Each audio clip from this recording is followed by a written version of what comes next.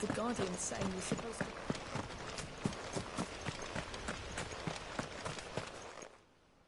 Ah, Lord Rossfield.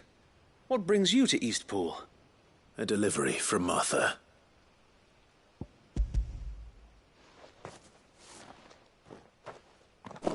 These are Gizal green seeds. Martha's keen to cut the apron strings then, is she? I jest, of course. You see, I had thought we might be able to revive the old wheat fields, but they'd long since gone to seed, only without the seeds. Martha was hoping you might be able to show the bearers how to plant and tend these, so that they'll be able to fend for themselves. That's not a bad idea. These bearers had only recently escaped their bonds before we brought them here. They know little of freedom, of providing for themselves and their loved ones.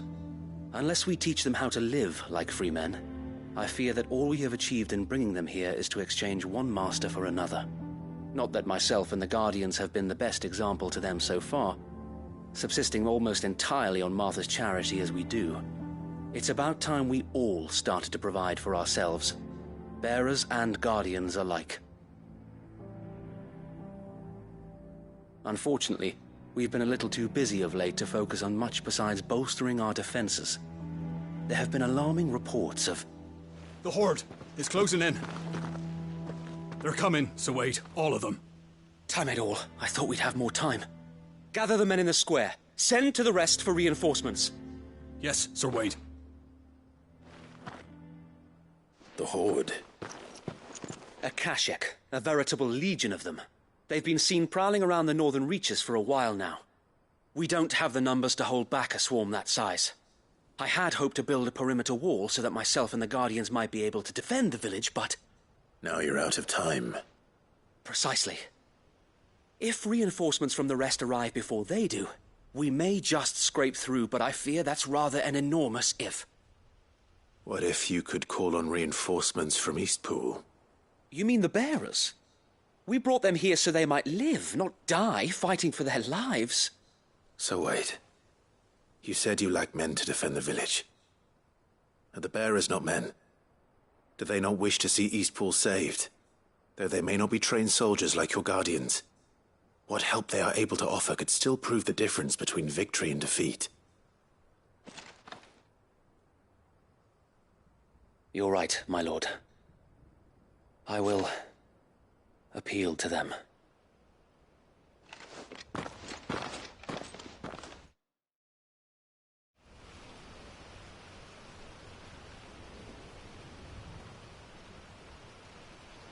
My friends, I humbly beg your aid. We Guardians are few and our enemies many. But I swear we can defeat them with you at our side. You would send us to the slaughter, to serve as bait for those fiends so that you and your men might be spared. And to think we trusted you. Say what you will, a home is not worth dying for. But it is worth fighting for. Sir Wade fights to give you lot a chance. Just like I do. Just like Sid does. We all wanted to give you a home where you could be free. And you got one, didn't you? This place, Eastpool. This is your village. Your home. And if you don't fight to protect what's yours, you'll lose it. You know I'm right. This world wants to take everything from you. Everything. Your homes, your freedom, your very lives. So then, are you going to stand by and let that happen to you? Are you going to accept fate like good little Bran did and die, having never stood up for yourselves? Or will you fight like free men and women?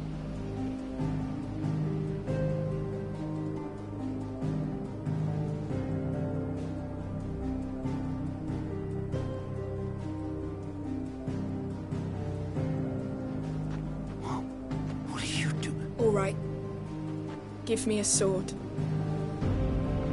I never dreamt I'd have a home of my own. And now that I have, I don't want to lose it. I will protect what's mine, or die trying. We all will. Free men and women, fighting together.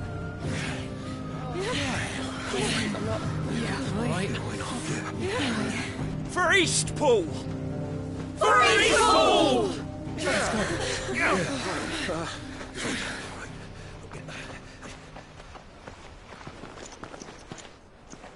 Thank you, Martha. Don't mention it. Just promise me one thing. That you'll show them how freeborn fight. Gladly.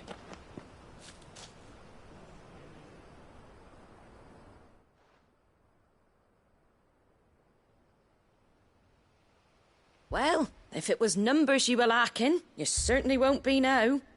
Thanks to you. Me? Oh, I just love the sound of my own voice. Lord Rossfield, my lady, we're ready. So what's the plan of action? We'll divide our forces into several small detachments, each made up of guardians, bearers, and guards from the rest. These will position themselves at strategic points around the village. Upon engaging with the Akashic, each detachment will keep the creatures occupied as best they can, steadily retreating all the while. You're going to lure them into the village? I am. We will have neither the time nor the resources to treat the wounded, so injuries must be avoided at all costs. Instead, we will focus purely on defense at first. By coordinating our withdrawal through the use of messengers drawn from among the bearers, we will aim to have the swarm converge at a point of our choosing. With luck, that point will be the village square, the perfect place for our most able warriors to surround them and fall upon them, and for you and I to finish them off. A sound plan, but one that'll require a leader with a cool head and strong nerves to coordinate the retreat. I'd say you have both in abundance, Await, but you'll be needed. Please, leave the last of the fighting to me. Ha! And let you have all the glory. Sir Wade! They're here! Then you know what you must do. We work together, everyone playing their part, each shielding the other that no man might fall, that Eastpool might live on. For Rosaria! For Rosaria! We've no time to argue, my lord. I'll do as you ask. Then I will do as you ask. Suppose we'd better do our bit too then, eh? Right you are, Martha.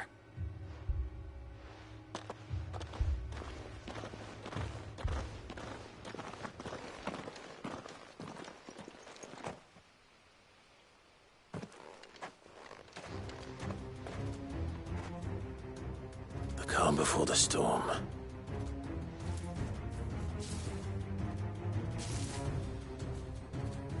And here it comes.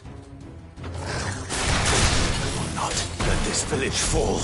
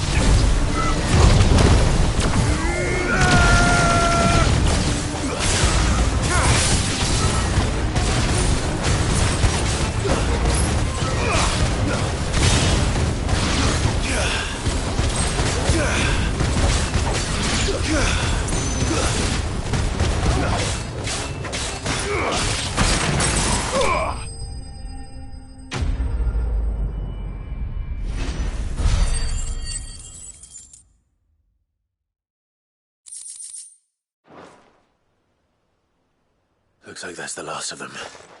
Lord Rosfield! Change of plan! What is it? Owl from the rest. An Akashic curl's been sighted on Rhiannon's ride and is headed in their direction. Well, the better half of her guard is here. So wait, how many Akashic remain in East Pool? Hard to say. My men are still facing some resistance, but I think the worst is behind us. I could order a detachment or two to fall back and... No. Let them finish the job. You stay here too, Sir Wade. Your men need you. I'll go after the Curl. Join me only when East Pool is won. If you're sure, my lord. May the Founder protect you.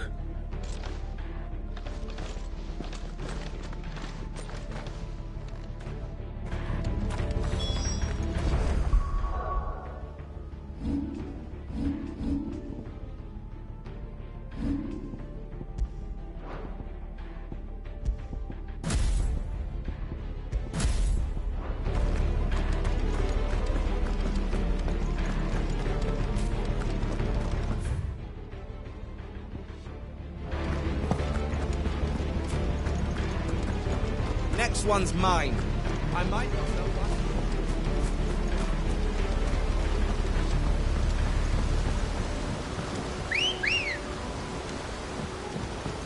Ready, go? Fly, Ambrosia.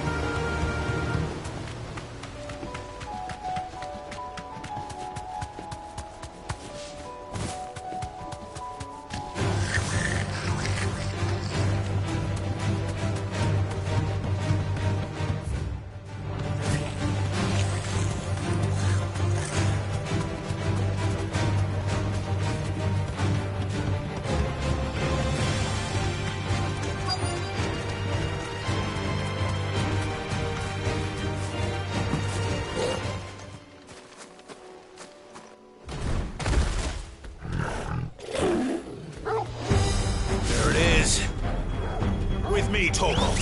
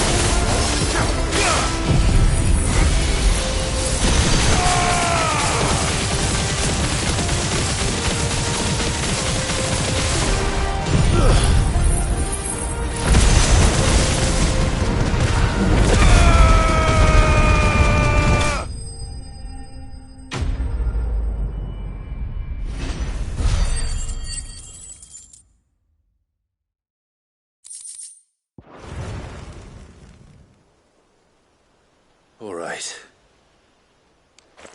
Back to East Pool.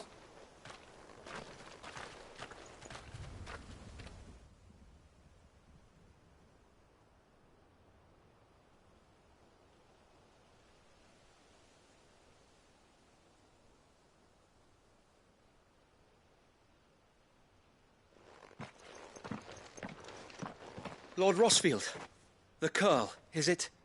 It's dead. Thank the Founder for that.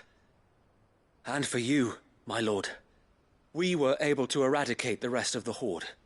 I have guardians posted around the village to keep watch for further attacks, but all seems quiet for now. I hesitate to say it, but I think it might be over.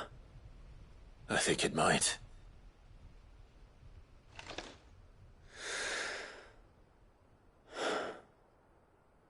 We did it. We saved Eastpool. Thank you, my friends. Thank you. No, Sir Wade. It's us who should be thanking you. You brought us together. Showed us what it means to fight for what you hold dear. We never had nothing to call our own before. We didn't know what it meant to protect it, but now we do. We really do. Forgive us, Sir Wade. You and your people saved us, and still we doubted you. But there's no doubt in my mind anymore. We're free men now, so we have to start acting like it. We have to fight to protect what's ours, to protect Eastpool. And we shall. We all shall. Together. This is our home. And if anyone or anything tries to take it away, they'll have us to answer to. Come on then. Let's get to work. This village isn't gonna rebuild itself.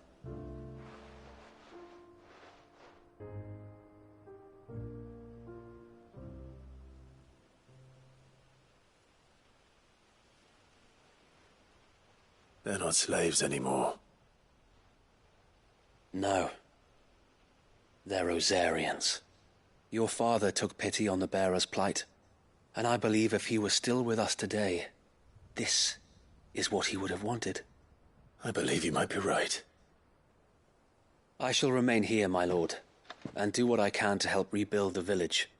After all, this is my home now too. And I could hardly call myself an Eastpoolian if I didn't pull my weight. I think you'll find it's Eastpudlian, Sir Wade. But you should be proud all the same. I'll have to pull my weight too. Can't have the rest getting outclassed. Speaking of which, I ought to be getting back. Can we continue to count on your support, Martha? Of course, and I'd be counting on yours too. Us Rosarians have got to stick together, haven't we? Indeed we have. And Clive, come by the Golden Stables when you get the chance. I ain't paid you for delivering them seeds yet. All right. I will.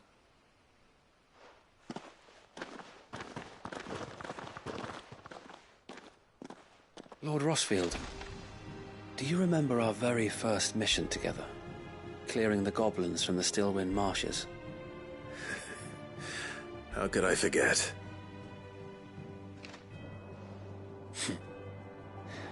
There's one sight that I shall never forget. You, facing off against that giant Morble. Not a trace of fear on your face. Since that day, there have been more than a few times when I felt like giving up. When the odds seemed so stacked in the enemy's favor, I thought I may as well just lay down my sword and surrender. But every time I would think back to the look in your eyes that day and remember what it means to be a shield. Know that whatever trials Eastpool may face, I shall never lose courage. Thanks to you. So Wade, you have always been a true shield. I know that Eastpool, and indeed all of Rosaria, will be safe in your hands. Thank you, my lord. I know the rest of the world will be safe in yours. I'll do my best.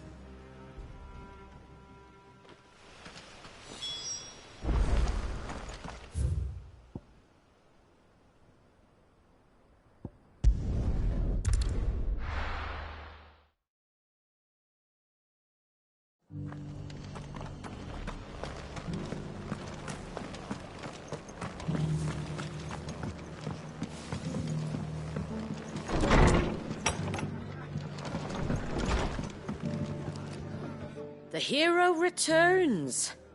It's lucky you came by when you did, eh? Not only did my seeds get delivered, but you went and saved Eastpool and all. I just did what I could. And it's only right that you get rewarded for it. Take it before I change my mind. Thank you, Martha. So, Eastpool's finally back on its feet again. And a home to free bearers. Who'd have thought we'd see the day, eh? Well, it was your idea. I know that, but I never stopped to think what it would mean. Bearers in charge of themselves, thinking for themselves, working for themselves. Like your hideaway, but not even hidden away. Though I suppose the rest ain't much different nowadays. You know, bearers living free like that reminds me of when I first met Sid. Loath as I am to recall that particular day. I take it you didn't always see eye to eye. What happened?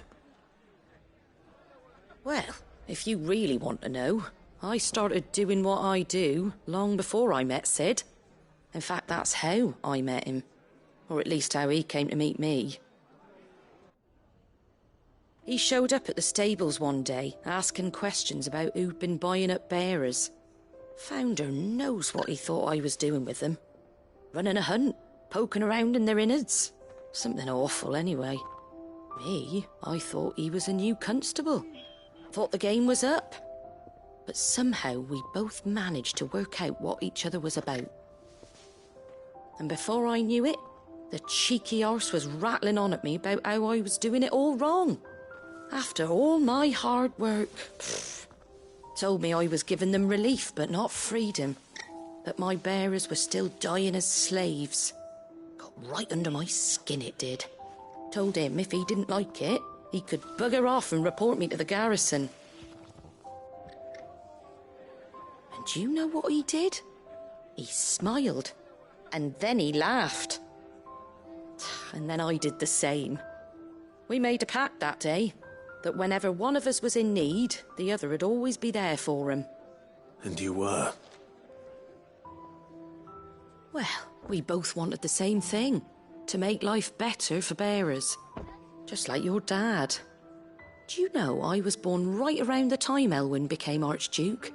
Growing up, I saw how he tried to change things. He certainly didn't lack for ambition, that one. Indeed. But the loftier one's ambitions, the harder they are to achieve. Which is why those of us who follow in their footsteps need to finish what people like Sid and my father started. Suppose you're right, aye.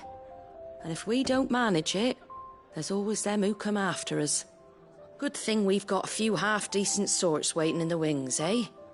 It's almost enough to give you a little bit of hope.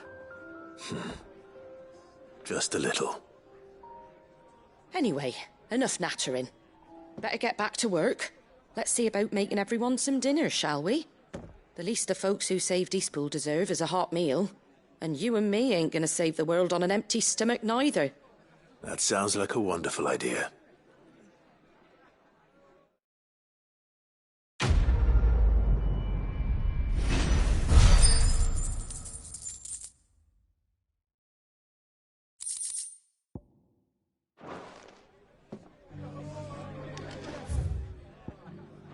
Don't worry, Clive. You went alone in this fight. Whenever you find yourself in need, be it of money, men, or a bowl of hot stew, the stable's door is always open.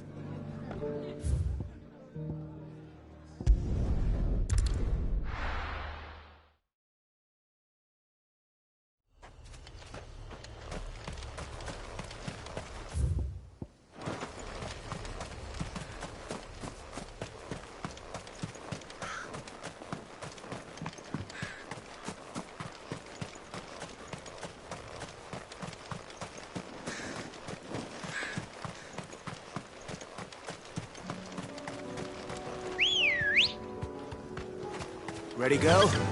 Faster!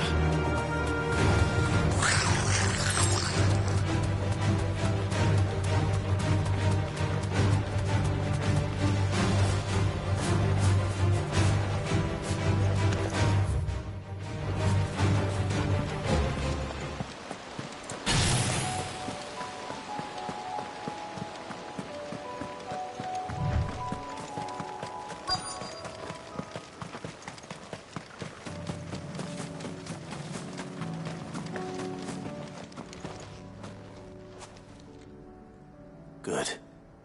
They haven't broken camp yet. How did Doris come to know a slaver, I wonder?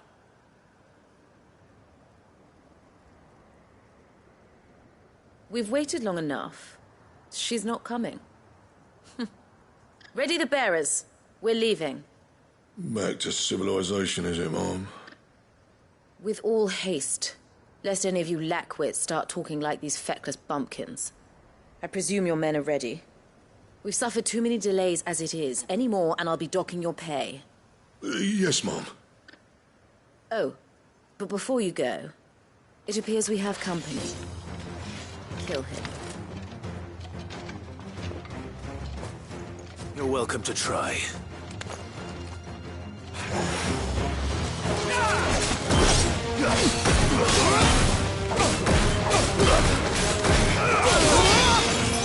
Stay down!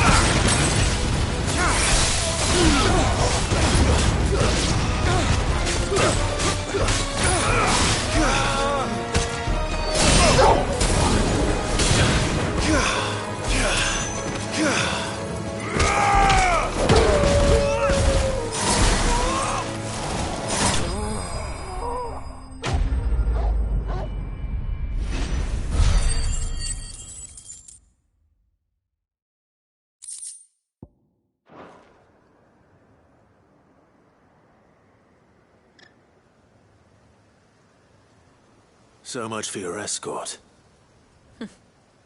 You'll forgive me for not avenging my men. I'm not the swordswoman I used to be. I surrender. Do with me as you wish, Sid the Outlaw. Sid. Ah, Doris.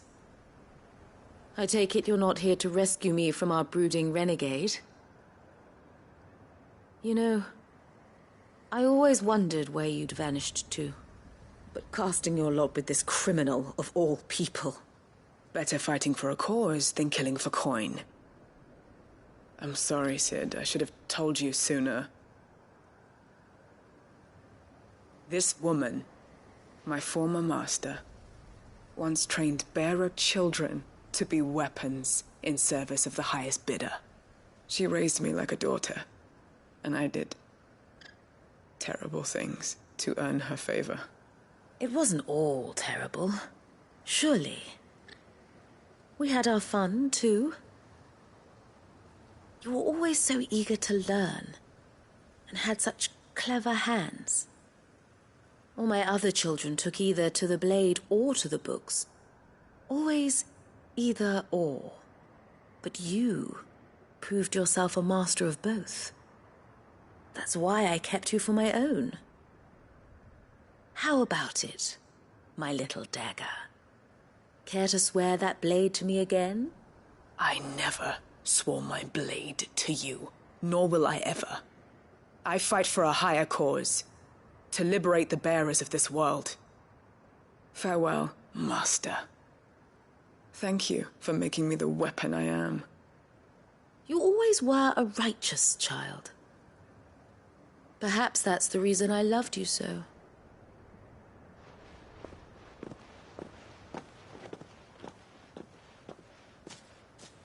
What do you want to do with her? I am not the killer she wanted me to be. Not anymore. And she no longer has friends in high places. The Dame does, though. Her connections at the Imperial Court will see that justice is done. All right. If you're certain. I am. And thank you for everything. Now, I better let these bearers know that they're safe.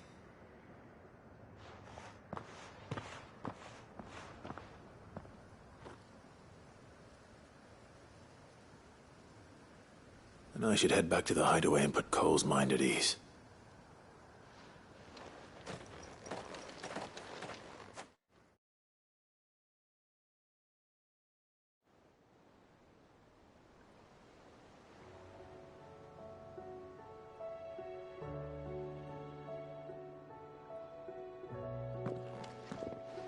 Welcome back, Sid. Doris's message just arrived.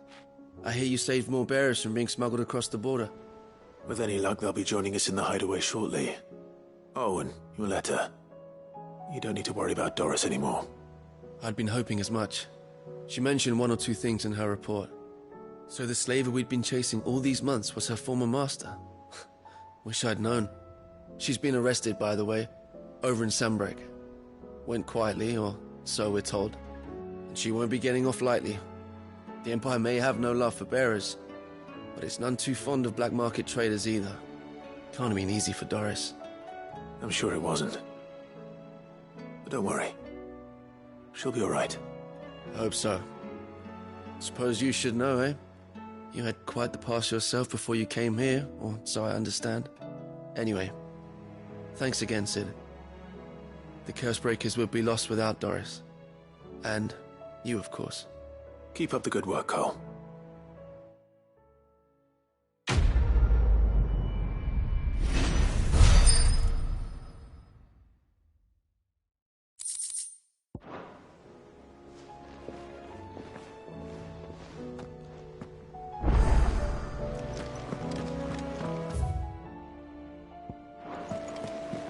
Covered in nicks and lumps.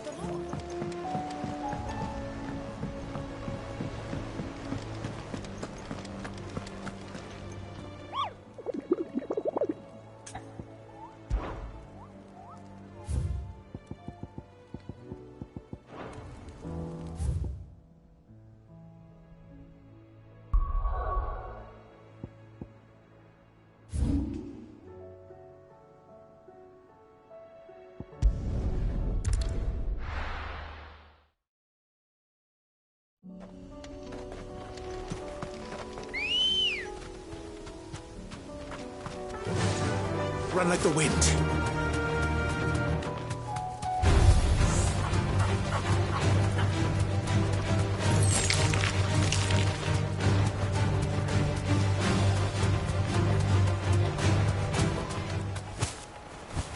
Damn it.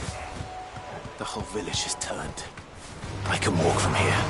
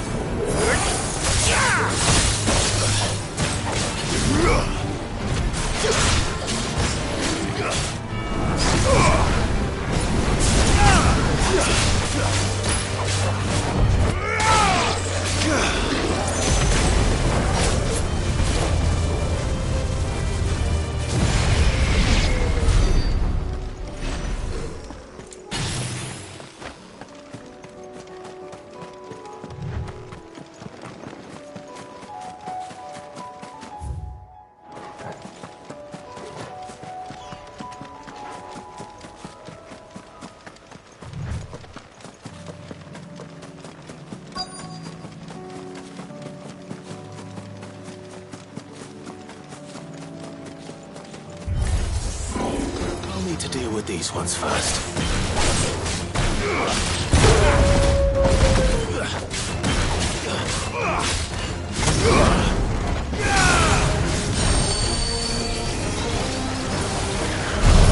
Let's try.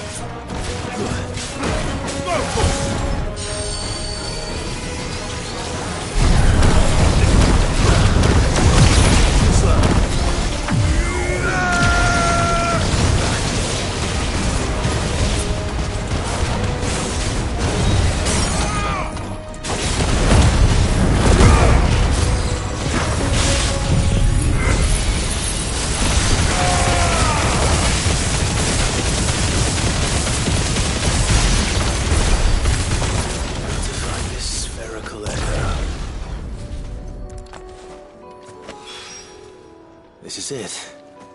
Right then. Just two more to find.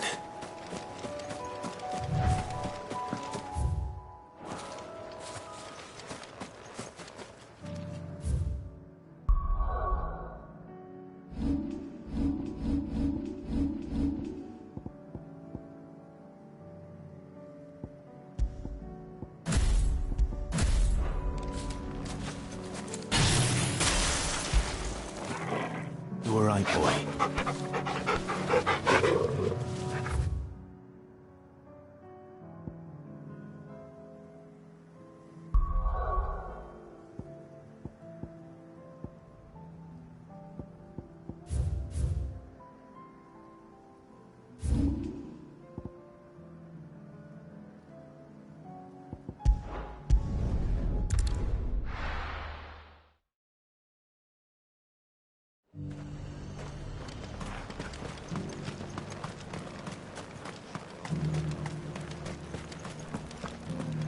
There were ghosts at the gates not days ago.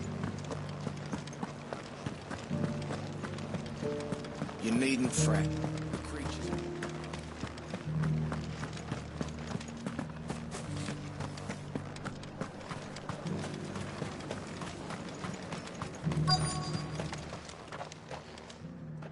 Halt! Oh, sorry about that. You're the dame's man, aren't you? You got some business with the captain? No, actually. With the Duke. I was hoping I might be able to speak with him. We're under orders not to let any civilians pass. But you should be all right. His Eminence has heard all about you and your heroics. Wait here. I'll go and ask.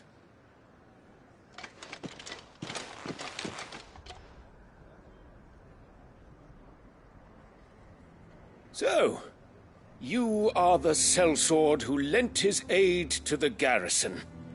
The Empire owes you a debt, and I shall see it repaid. But tell me, is it wealth that you seek, or favor? Neither, Your Eminence. I thought only to inquire about your plan to turn Northreach into a stronghold. Ah, I see. You are worried the expanded garrison will render your services redundant. Yet you needn't be. A proud fighting man like yourself shall always have a place here. Pride of place, in fact. For too long has the contribution of the noble soldier been under-reckoned. But no more. For it is they who shall see the Holy Empire rebuilt, beginning right here in Northreach. Why here, Your Eminence? The town has been fortunate enough to escape largely unscathed from the recent troubles. Her defenses are sound, and her garrison well prepared. Which is more than can be said for Oriflamme or Twinside. The Empire wants for a capital, and I believe Northreach to be the perfect place. With Caer Norvent as her citadel. Once we have seen to the refortification of both the town and the castle, we need only build a wall around both to create a city that would be the envy of the twins. Plans are already underway for the construction. Soon enough, these thralls shall learn that they are no match for the might of Sanbreque. I fear you underestimate how dangerous these creatures are, Your Eminence. Should they return in force, you will need all the people of Northreach to come together in defense of the town. Something they may be loath to do if they've been deprived of their worldly goods. The people will do as their leaders command. If Sandbreck is to be rebuilt, she will require a functioning government. One whose authority is beyond question. That is why this levy is necessary. So that any man who wishes to join the army might do so and be fed, outfitted, and paid as befits a defender of the Empire. And yet there are those who persist in peddling the treasonous lie that I seek to steal from the people and drive them from their homes. I suspect they're afraid of losing what little they have left. Precisely. The common folk have little and less, and you mean to deprive them of even that. You would sow the seeds of your new empire in your own salted earth. Sabine, we have discussed this. Yes, and I told you then how putting the empire before her citizens would lead only to revolt. Without an empire, there are no citizens. And in yours, there will be only beggars. Is that what Griga wills for her people? Do not take her name in vain, Sabine. I'll come back later. A citizens' revolt.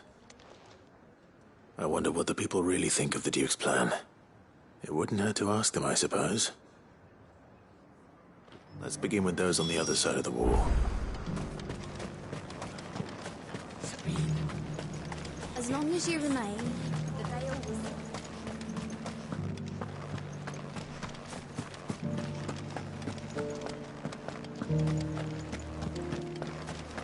You needn't fret.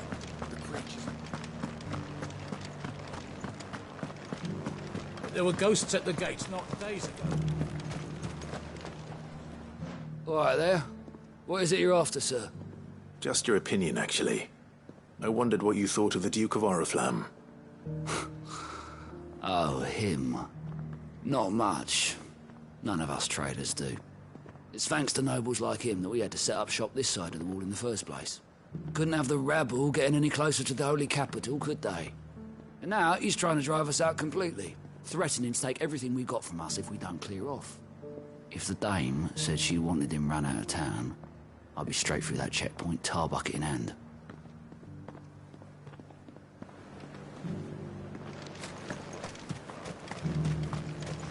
I got peppers to numb your tongue. I put fire in it. I've been hearing a lot of talk about a certain Duke. Nothing good, I'll wager. Going around acting like he owns the place. And with hardly a word to the dame. This is her town, not his. I take it you'd rather she was in charge. As far as I'm concerned, she still is. Just need his eminence to sod off back to Oriflamme.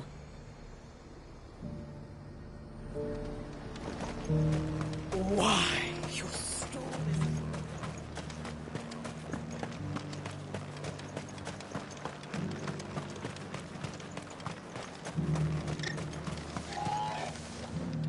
A question, if you don't mind.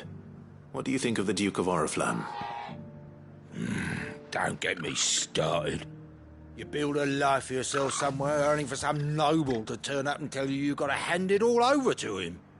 If he thinks his name and his chains give him the right to empty our purses, he's in for a rude awakening. We'll do whatever it takes to keep what's ours. Whatever it takes. Well, the people seem united enough. What about the soldiers?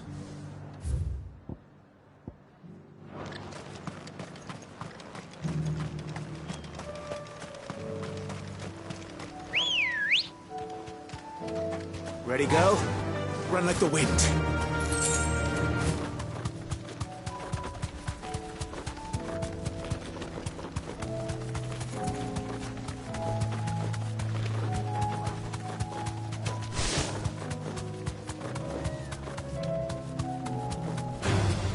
Time to fight.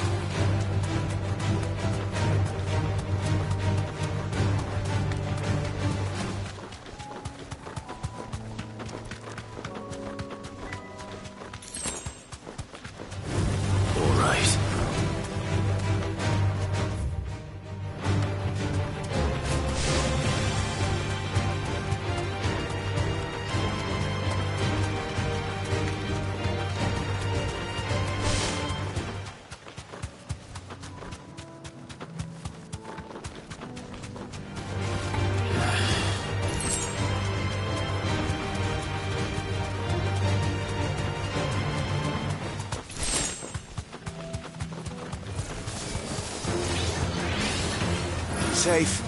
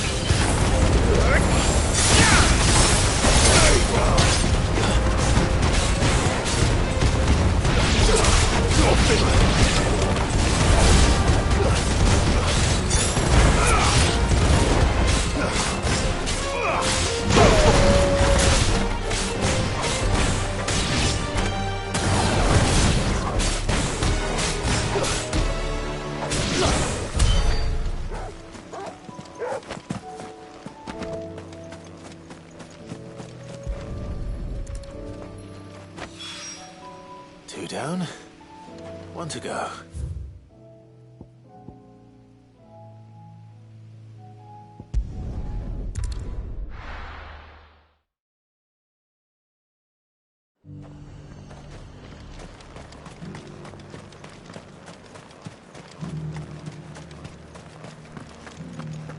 There were ghosts at the gates not days ago.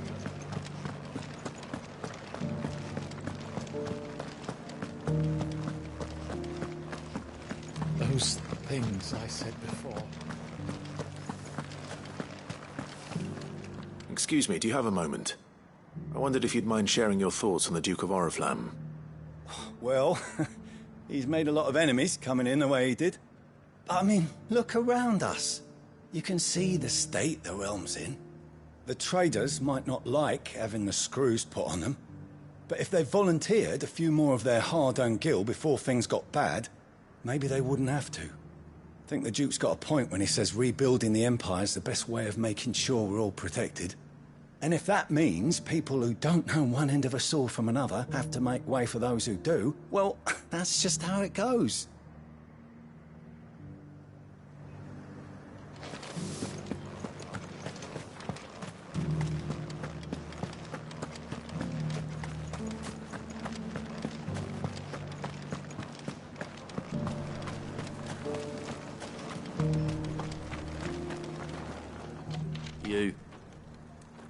You're the one who was talking to His Eminence.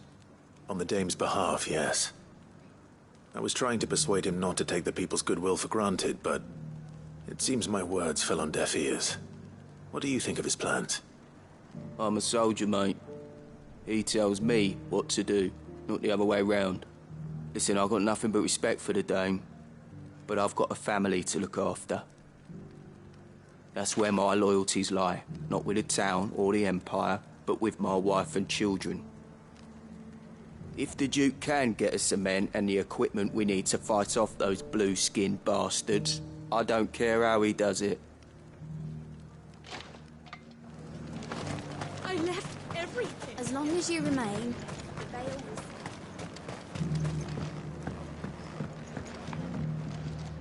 will... I hear the Duke of Oriflamme plans to turn this town into some sort of fortress.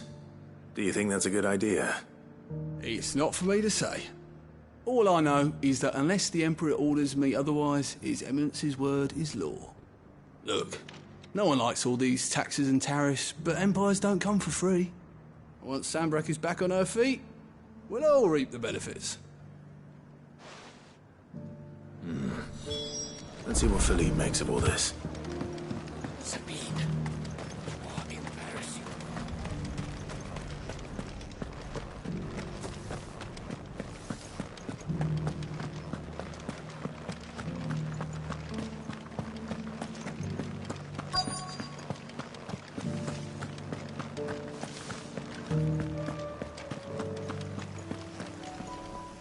Captain, do you have a moment? For you? Certainly. Clive, wasn't it? Thank you for last time. How can I help you? I wanted to ask you about the Duke of Oriflamme. Do you intend to go along with his plan? But to tell you the truth, I'm in two minds. It's my sworn duty as a captain of the Imperial Army to obey his orders. But I can't say I agree with him.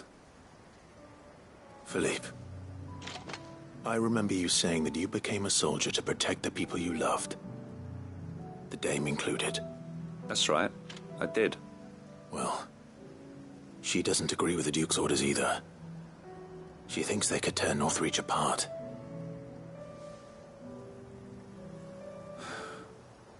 And she's probably right. Thank you, Clive.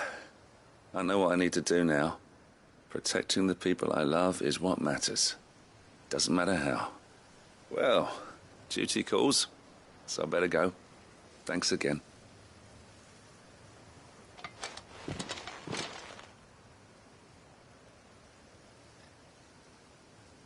It seems Philippe wants to do the right thing at least. I expect Isabel will be pleased to hear that, if nothing else.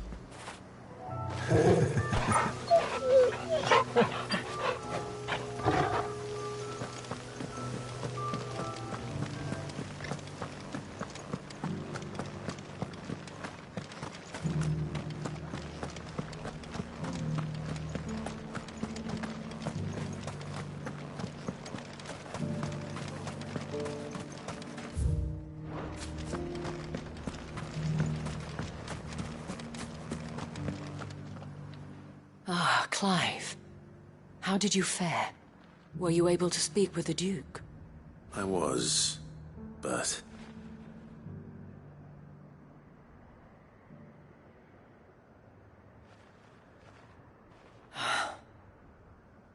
So Northreach is to be a fortress after all. Well, it will certainly help to hold back the thralls. There's no denying that. Though I doubt it will come as much consolation to the townspeople whose worldly goods are confiscated to pay for it. They deserve to be heard, Clive. To have a say in this new empire the Duke means to build. Sadly, His Eminence values their obedience more than their opinions, and hopes to reassert the authority of the state. I fear he sees the people as mere pawns on his chessboard to be sacrificed for the greater good. Needless to say, they themselves are of a different opinion, and would rather their destinies were in your hands. The soldiers, meanwhile, are content to follow their orders. And not just because of the Duke's rank, but because of his vision. I thought as much. Had I sworn to protect Sambrack, I dare say I too would want nothing more than to see it rise from the ashes. Thank you for trying. But the battle is lost. I don't know about that. What happened to your uniform? I handed it in, along with my resignation. Told the lads I wished them well, but that I owe it to those I love to call it a day. But why? Because I realized what really matters to me. Not following some nobleman's orders for the sake of it, but protecting what I care about. Protecting Northreach. I honestly don't know when those monsters will return, but I'm certain they're not finished with us yet. And when they do come back, we need to be ready for them. We need to stand together, all of us. And with you to lead us, milady, I reckon we can do it. It was you who finally convinced me, Clive. There's no point following orders if they go against everything you believe. Indeed. All of us, standing together. That has always been Northreach's best hope, and one which still lies within our grasp. We have only to turn our attentions to the true enemy. Thank you, Philippe, for showing me what I must do. Anything for you, milady. Speaking of standing together, would you mind if I borrowed a few of the lads from the Vale to help keep watch around the town? I fear His Eminence has loftier tasks in mind for the guard. Not at all. Be my guest. Wouldn't be the first time.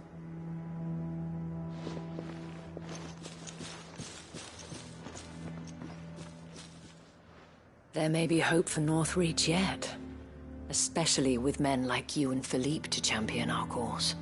I, for my part, shall continue to work upon the Duke, in the stubborn belief that I might still tempt him into joining hands.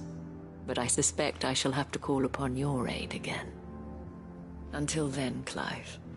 Until then...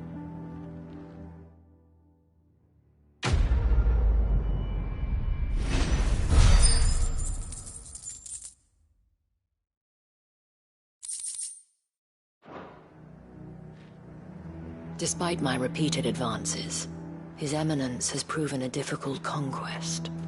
Fortunately, I am nothing if not persistent. But, be that as it may, I might yet need you to press the point.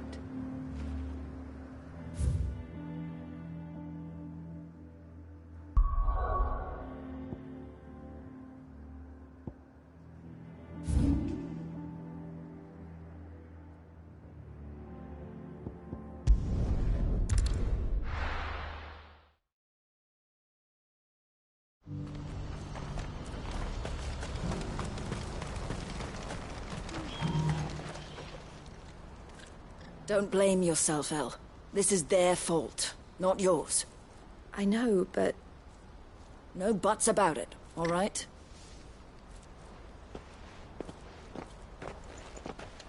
Is something wrong? Vonnie came to give me a message from our intermediary. The talks with the Republican Army have fallen through. They've reached an agreement with the Silver Peak Consortium instead. Though prices have fallen of late, we deliberately offered above the going rate to try and deter other bidders. But the Consortium offered double what we did, and the Army jumped at the chance. And you had no opportunity to make a counteroffer? None at all. And we were so close. El? What's happened? I saw Vonnie leaving. She didn't look happy. And with good reason.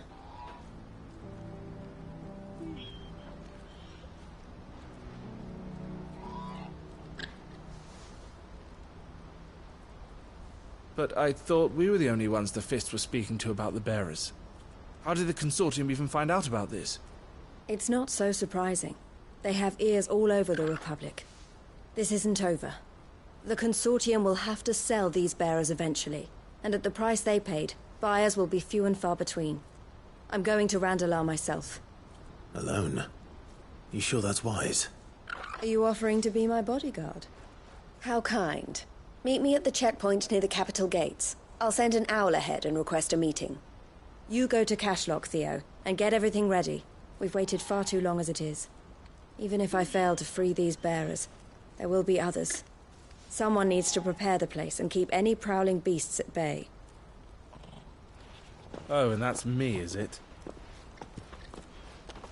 Well, it looks like I'm following orders till she gets back from meeting the Silver Peak Consortium. Who've been doing their best to undermine our scheme. She'll never join them after this, surely. No, she said it herself. She still has plans for Cashlock, even if this one falls through. She means to stay with us, then. I can't say I'm not happy to hear it, but... is this what she really wants? You have to trust her. You're right. It's what she wants now. And if Elle's off fighting for the cause, I should do my part too. So I bid you farewell and safe travels, my friend. I'll gather my men and leave for Cashlock. We'll make sure the place is well stocked and defended. You go to Randalar and see if you can stop my sister biting the Consortium's heads off. If she won't consider her prospects, someone has to. I'll do my best.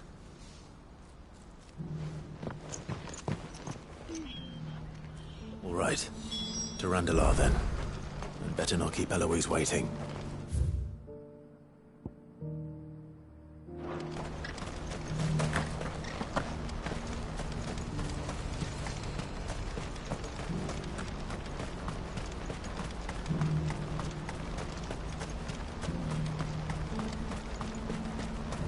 What I wouldn't give for a hot meal. Looks like this is the end of the road. When are they gonna let us through?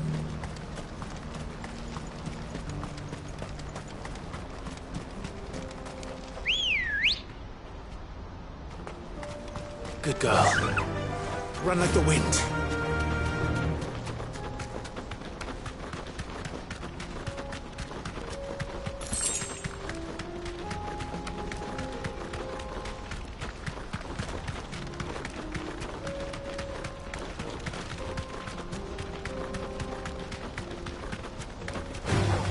Time to fight.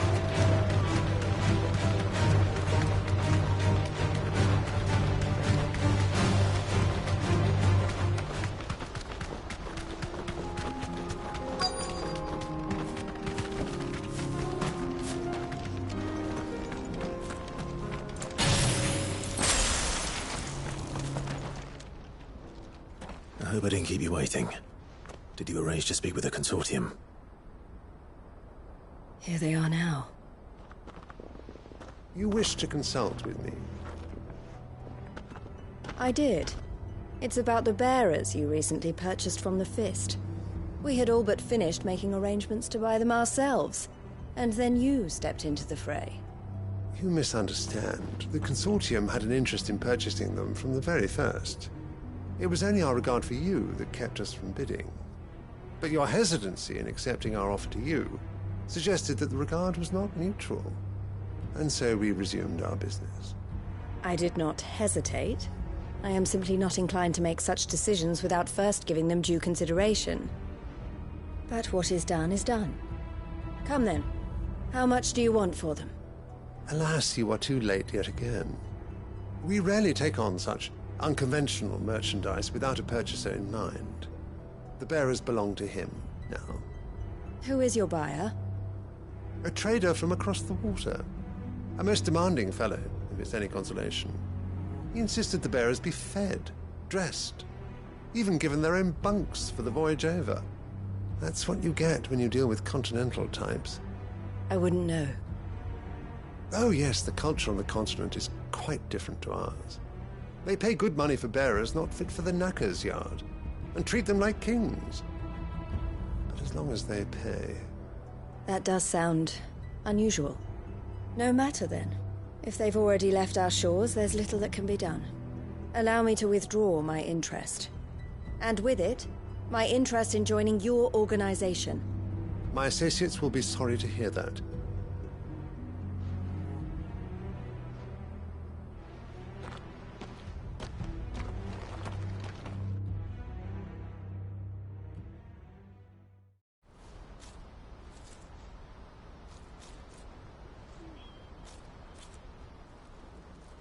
I'm sorry you weren't able to save them. As am I. But I only have myself to blame. He was right, you see.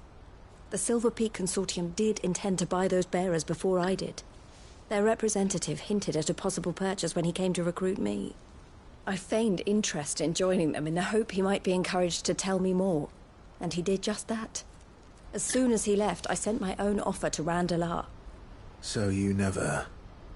No. I entertained the Consortium's proposal solely so I could learn more about those bearers. But I was a fool to think they wouldn't find out. I knew exactly who I was dealing with. You tried. I did. And if what he said was true, the bearers are to be well treated. Which is something, at least. But they deserved more. I wanted so badly to see them freed. Eloise! Eloise! Word from Cashlock. The village is under attack. A pack of beasts have come down from the mountains, and there's a dragon at its head. Theo and the others are trying to hold them off as best they can, but the odds are against them. They need help, and fast. Theo! I'll go on ahead. Thank you, Clive. I'll gather some men and join you there. Just... make sure he's safe.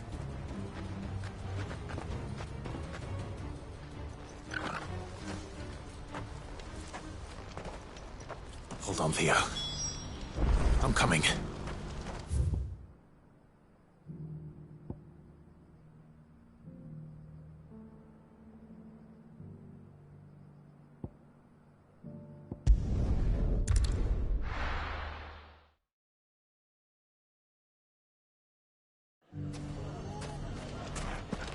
Everything's back the way it was.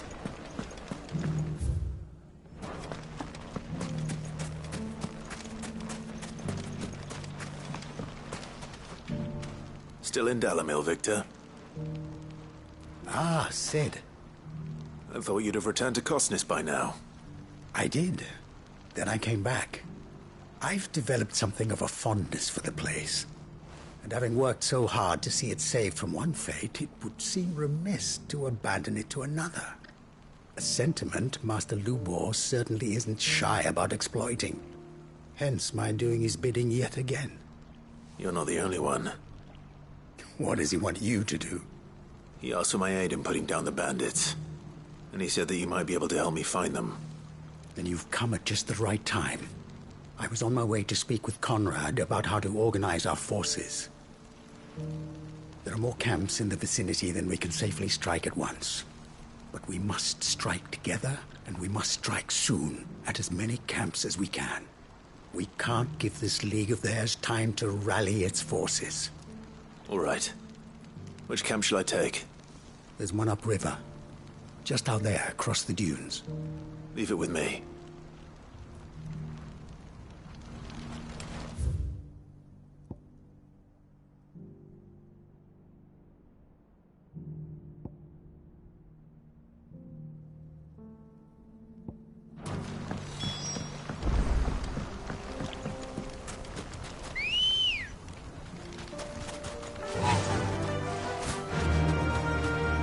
Those ne'er-do-wells want to ban.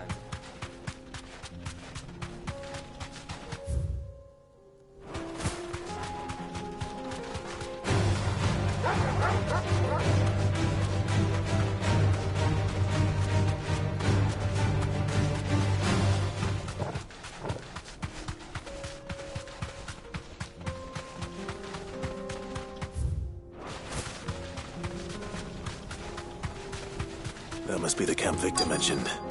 Come on then, Toggle. That's him! The one who killed Locke and Fingers! Take his head off! Nice try.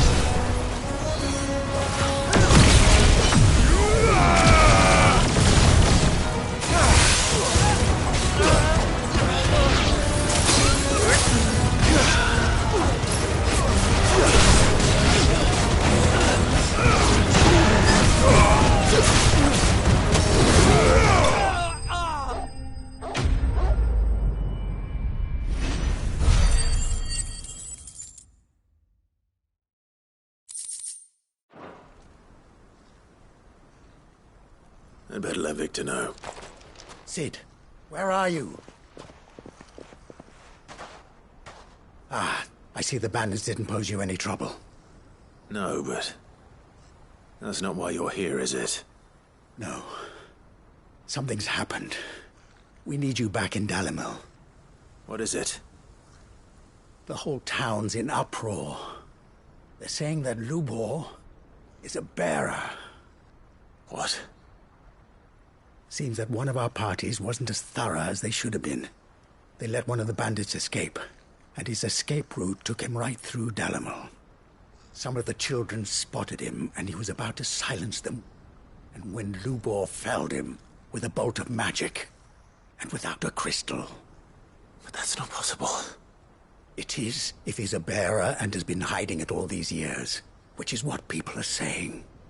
If he has, well, I wouldn't blame him. No man is branded by choice. Still, all those people see is a man who's lied to them all his life. One who was made a leader of himself when the world believed he should have been a slave. Fuck. I don't know where we go from here, but I know one thing. Lubor needs all the friends he can get right now. You're right.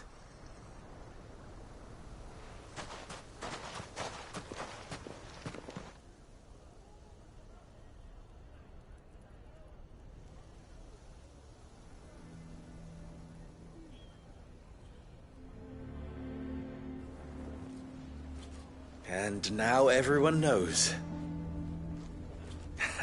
I made it a habit to keep a crystal close at hand for just such an occasion. And when that occasion arose, I forgot to reach for it. Well, it was bound to come out sooner or later. We're sorry, Lubor. We tried to keep running, but we just couldn't anymore. There's nothing to be sorry for. I rather enjoyed playing the hero for once. All that matters to me is that you two are safe. Look at him talking to his betters like it's nothing. All lies, I'll wager. Just like the ones he fed us all these years. Once people make up their minds, it's hard to change them. We need to do something, and quickly. Convince the people not to let their prejudices blind them. Convince them that nothing has changed. That their enemy lies outside these walls, not within them. You're right. We should speak to everyone. I'm glad you agree. I'll handle the townsfolk. I'm a Dalmec born and bred. They listen to me. You head to the tavern. Make Conrad and Natalie remember who Lubor really is. They know that Lubor and I are friends. I might not make for the most impartial of interlocutors. Lord Underhill of Randalar's League of Merchants, however, is a trusted and impartial mediator of note. I'll do what I can.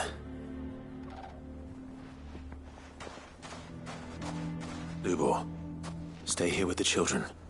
I can't promise anything, but we'll try. And that is all I can ask of you.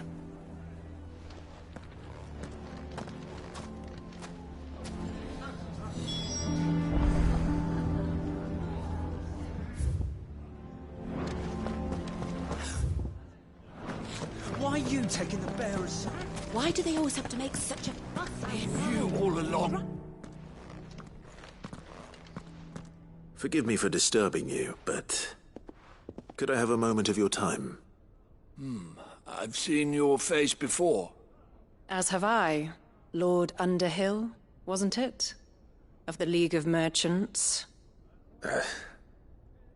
That's right. I wanted to speak to you about Lubor. The rumors that he's a bearer. All true, I'm afraid. He'll never be mayor now. Not if I have anything to do with it. But what of his wares? Bearer or no, his steel is highly valued throughout the Republic. In this at least he's done the town a service. Might that not earn him a little leniency? Leniency? He pretended to be one of us when he was laughing behind our backs all the while. I'm sorry, my lord, but he lied to us. He lied to you. He cannot be trusted. So what do you propose? Will you drive him from his home? Close his forge? Perhaps. That is a question for the people of Dalimil, and they will thank you not to get involved.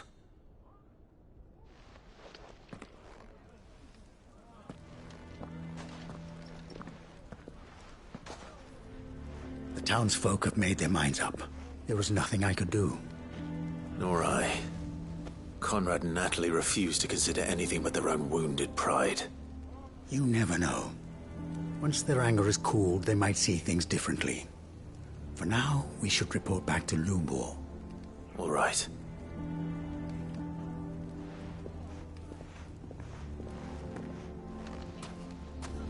Why do they always have to make such a fuss? Why the hell would Victor take the bearer's side?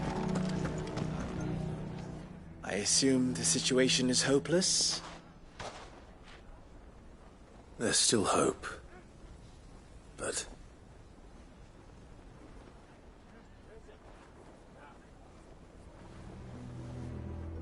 But perhaps not in this lifetime, I think it's fair to say.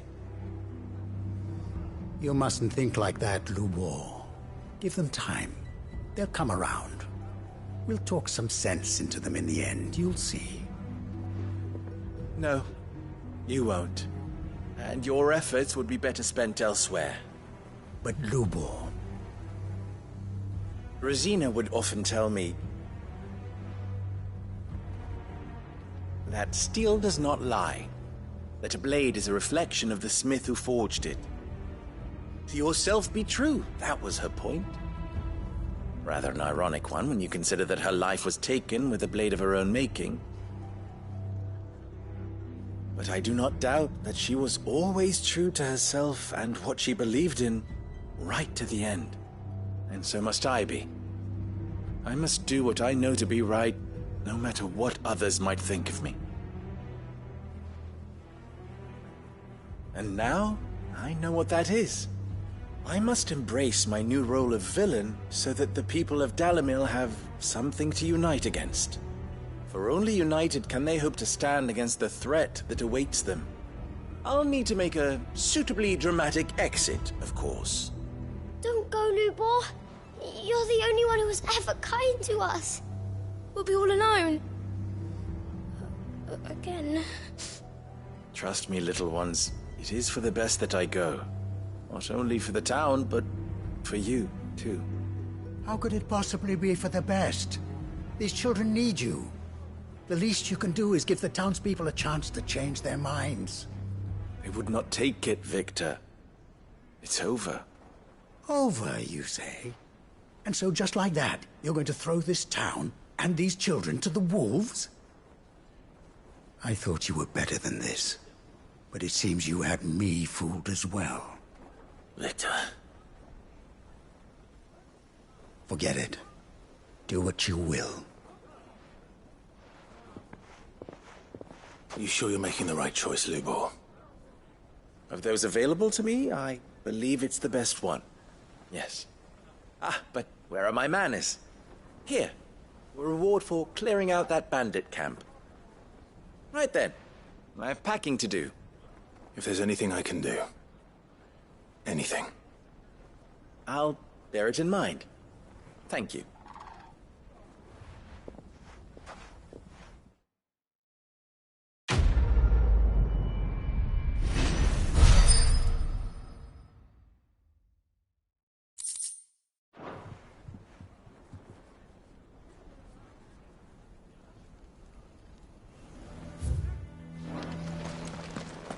I'm going to go with him.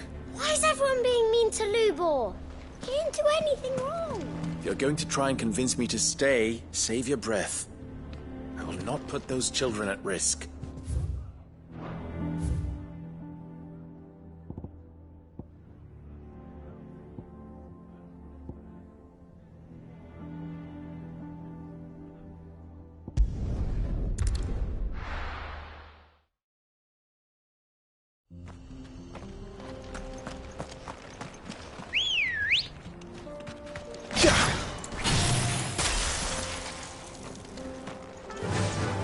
Run like the wind.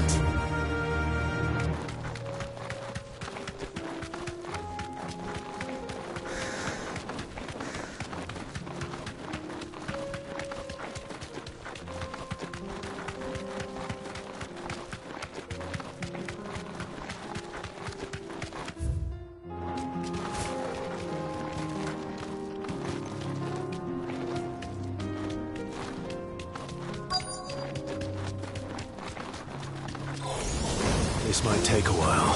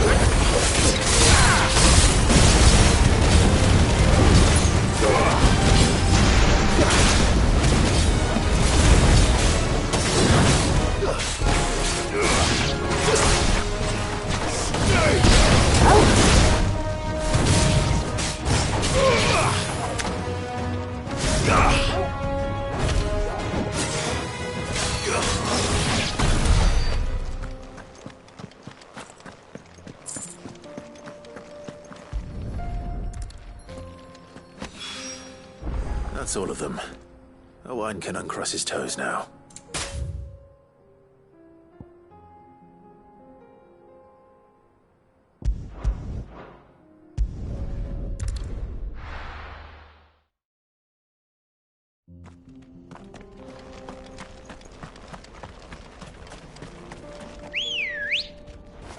I needed that. Good girl. Run like the wind.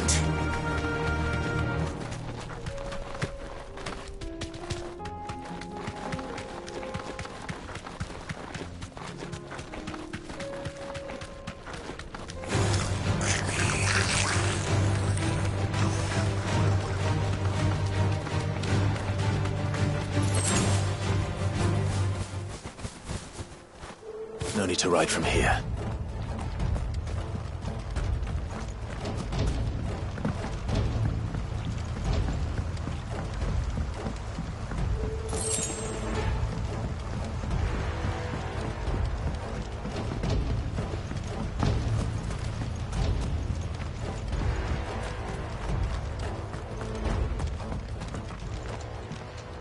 Where's Theodore? Upriver! He led the dragon that way to keep it from the village, but the whole area's flooded with ether. We just have to pray he makes it out in one piece. I can do better than that. Torgal, with me.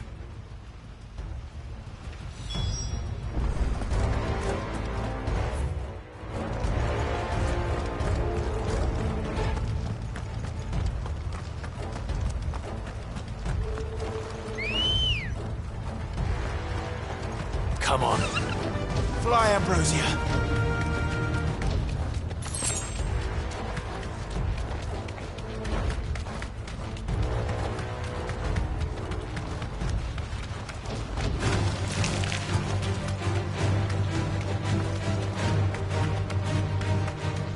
Where are you, Theo?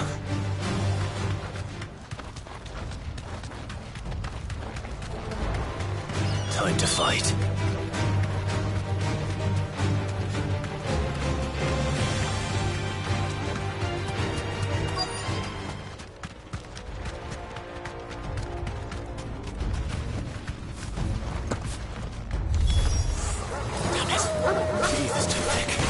Creatures have already turned. Too slow.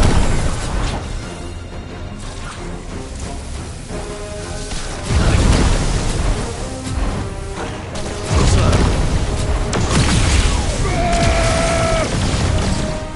Waken, wind!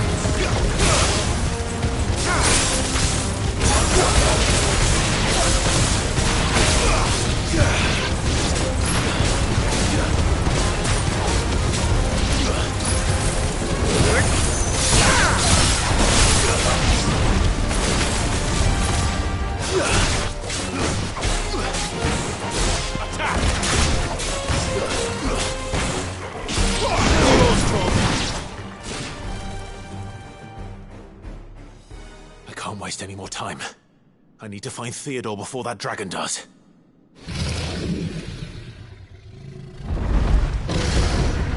Looks like it's found me. This thing's turned as well. This isn't going to be easy.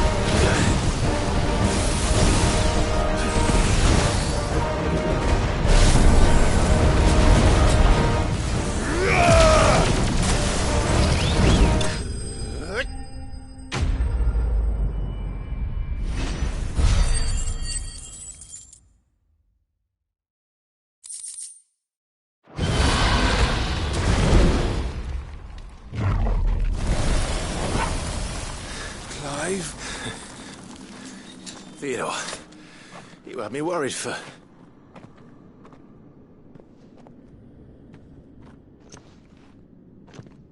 We have to get you out of here.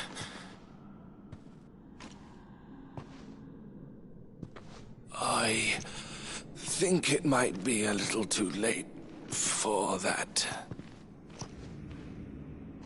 Bearer or no, there's only so much ether a man can take, and that Drake just wouldn't let me leave. You have my thanks, Sid, for finishing what I could not. For keeping Elle's dream.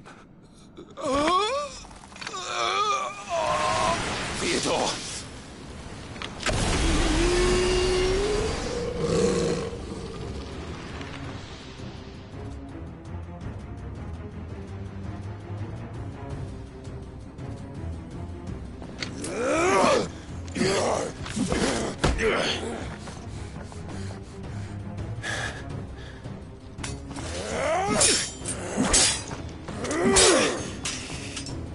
Don't make me do this.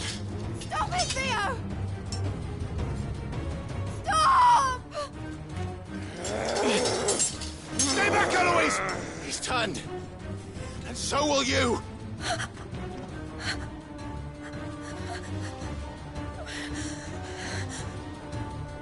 Elle.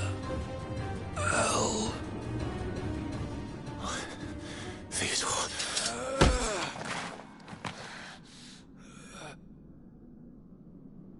Take care of my sister. Theodore, wait.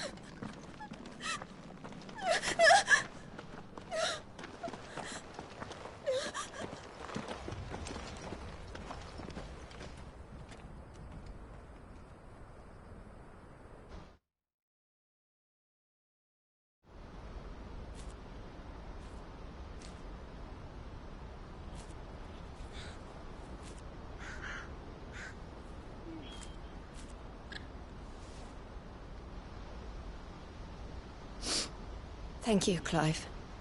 I think I'll be all right now. That was true bravery he showed. Leading the dragon away from the village like that. His first instinct was always to protect people. To put others' well-being before his own. And now he's gone. Because I sent him to that place, against his will. It wasn't against his will. He was ready to do whatever it took to show you he could stand on his own. So that you would finally be free to live your own life. To live my own life? He never could come to terms with the choice I made. What exactly happened? You once told me Theo was the first bearer you ever helped.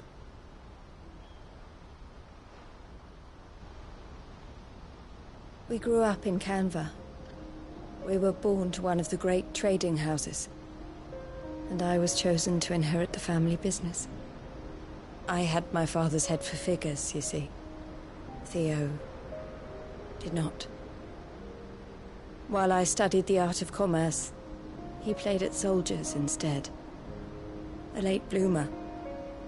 In more ways than one. For unlike most bearers, it wasn't until his 15th summer that his powers awakened. My parents tried to drive him out of the house and into the care of the constables. But before they could, I took him into mine. Theo told me something else. He clearly admired your devotion to the cause of freeing others like him from slavery. But he said you deserved a better life than this. He wanted to free you from what he called your bonds, just as you freed him from his. I would be lying if I said I had not wondered from time to time how much easier my life might have been if I had allowed Theo to be taken and devoted myself to the family business instead.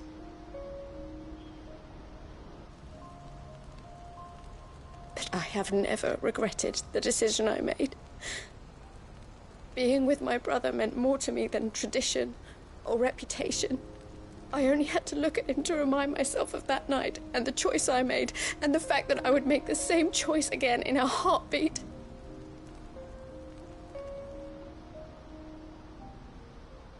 He was never a burden. How could he even think that? If anything, I was the one who weighed him down. You weren't, Eloise. He said it himself, that he had always been grateful to you for saving him, and that he wanted to repay you by letting you live the life you were denied. Neither you nor Theo weighed each other down. You loved one another.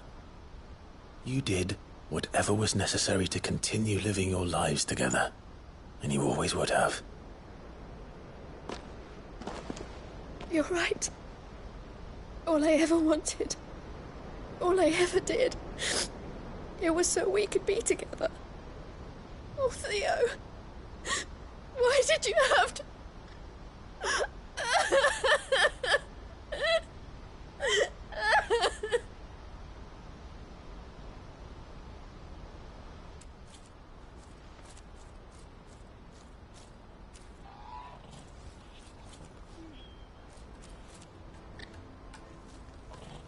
I know Theo wanted me to move on, but I'm staying here at the Crimson Caravans to continue our work.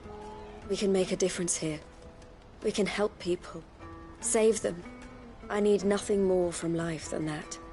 So I'll carry on doing what we do, ensuring that goods, people, bearers get where they need to be, bringing smiles to people's faces just like we always have, and to Theo's. Wherever he is. This is the life I have chosen. The life I will always choose. I've made a choice of my own. To continue helping you however I can. Whenever you need it. Thank you, Clive. Let's go on together then. For Theodore.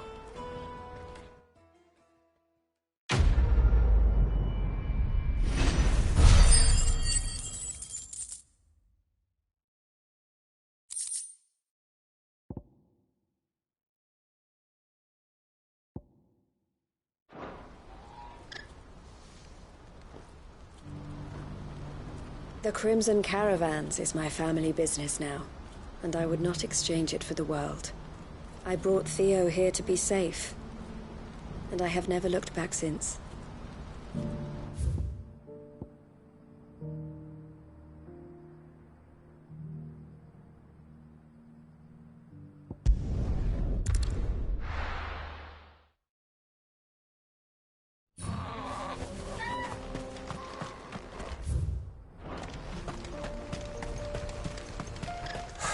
So Dravost is still standing.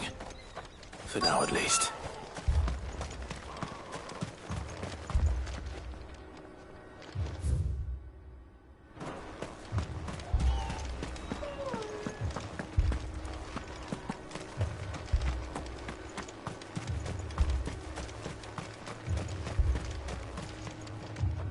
Clive!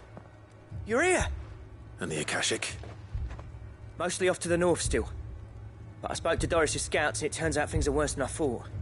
There's swarms of them out there. Told old Snotty to be ready to seal the north gate. That should buy us some time if we need it. Enough for the villagers to barricade themselves inside their homes at least. Well done. Welcome back, Sid. I'd never have guessed, you know. Not if August hadn't let slip. Who'd have thought that the savior of Dravost would turn out to be the realm's most infamous outlaw? Keen to help us out again? I am. Thought you could sneak off without me, did ya? Blackthorn. Oh, what are you doing here? One of the scouts couldn't keep his voice down. Unlike my best mate who didn't think I deserved to know. Zoldan, how long's it been? Long enough for us two to turn into a pair of old codgers, I see. That your idea of an apology? Prick. Don't listen to him. You only did what you thought was best. For the village and that. I did, yeah. But that ain't the whole of it. Vulcan, our master, didn't leave the chiefdom to the two of us. He left it to me. The best blacksmith in Dravost, barring himself, of course. Bloody stupid tradition, in my opinion. If someone's got talent, you should let them practice their craft, not ask them to settle petty feuds and barter for grain. Our master wasted half his life that way. I wasn't about to let that happen to me. So you wasted half of mine instead? You're what Dravost needed.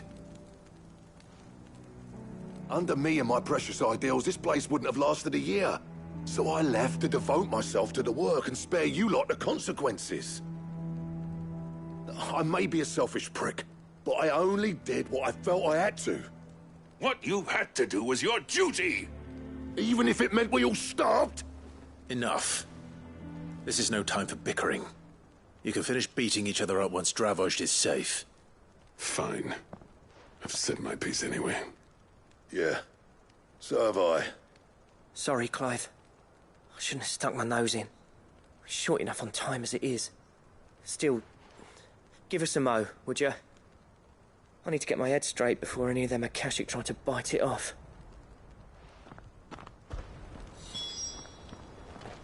You, ready for the off, then? We can't afford to waste any more time. Right you are. Might be worth having one last word with the scouts, though. Don't want any nasty surprises, do we? Oh, and Blackthorn, you and Zoltan might be better off staying inside the... Akashic on the move. How close are they? Within sight of the walls, and there are more coming up from the mines. What was I saying about nasty surprises? They'll wash right over us if we stay out in the open. We're pulling back behind the gates. Good idea. Get yourselves inside, but keep your weapons handy. Understood.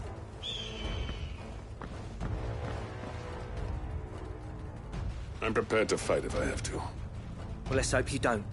That's our job. Once the scouts are inside, order your men to barricade the gates.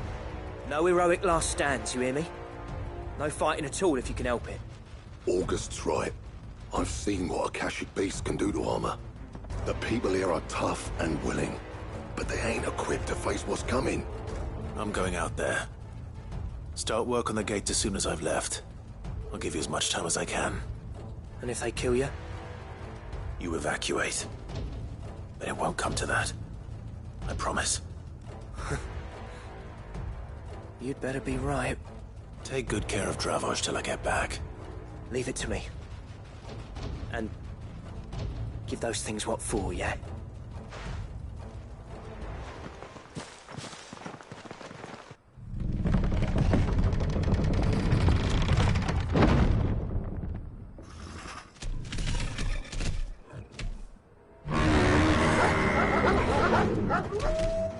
All right. Which one of you's first?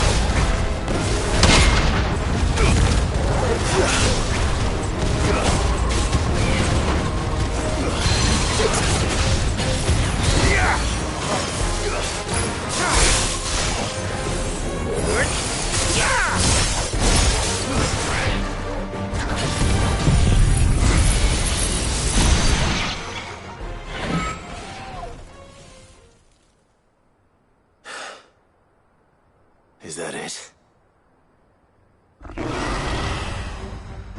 Apparently not.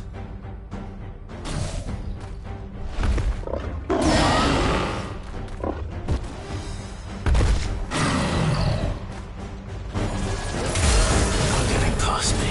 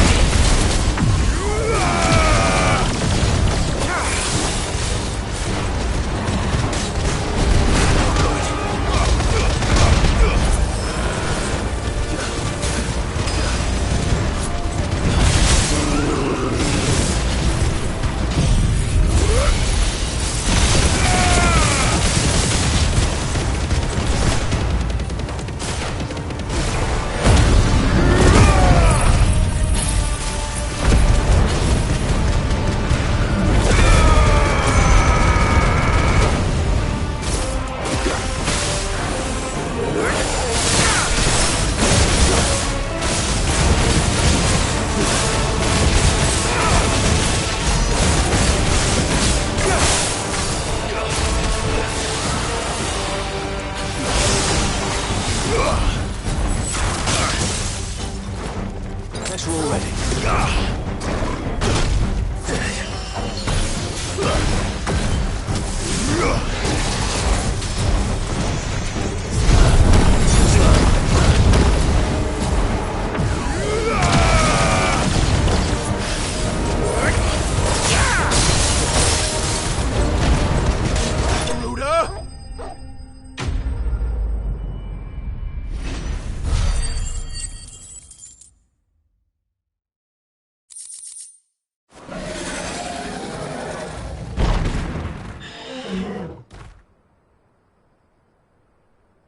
Now, the question is, did I miss any?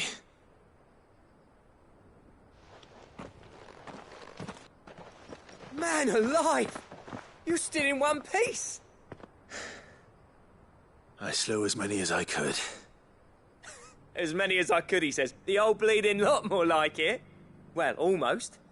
Only almost. Yeah, one or two did try to sneak over the wall. But we got the bastards, don't you worry. Good. Though you do know, more will come in time.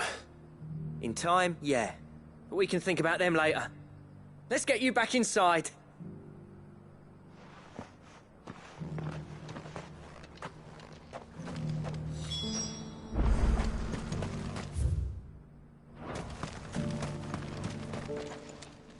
Sid!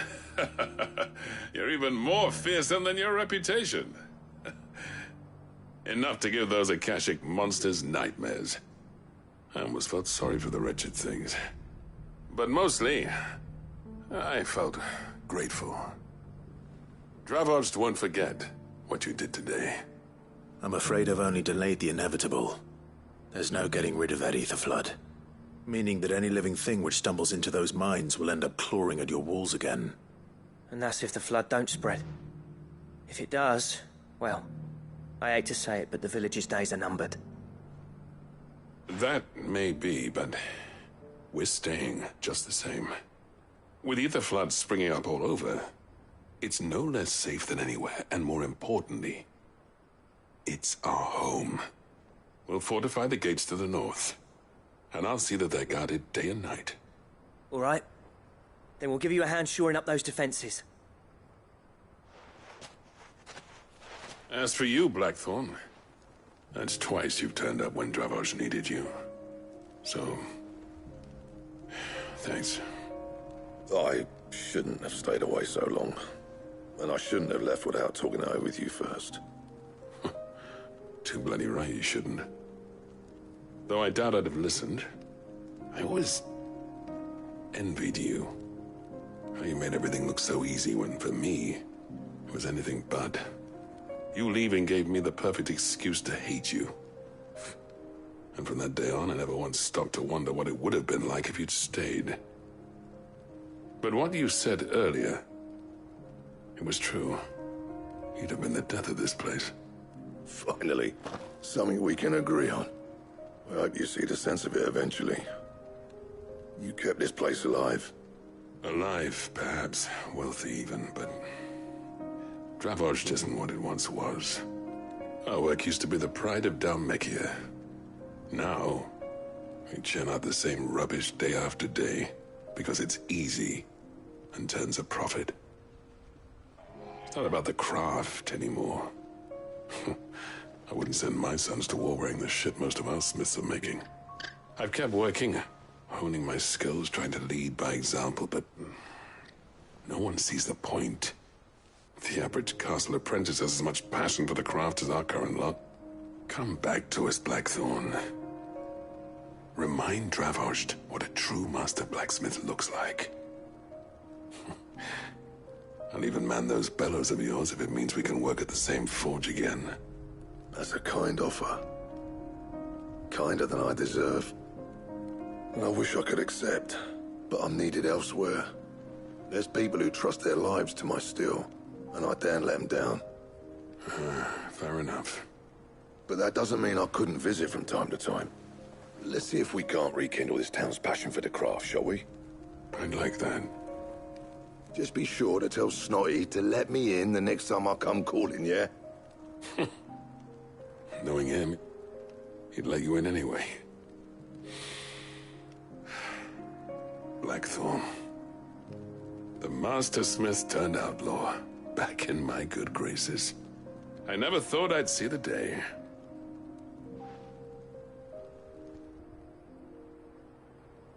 I'd say that went pretty well, wouldn't you? Even better than I'd hoped. Sid, I've got something for you.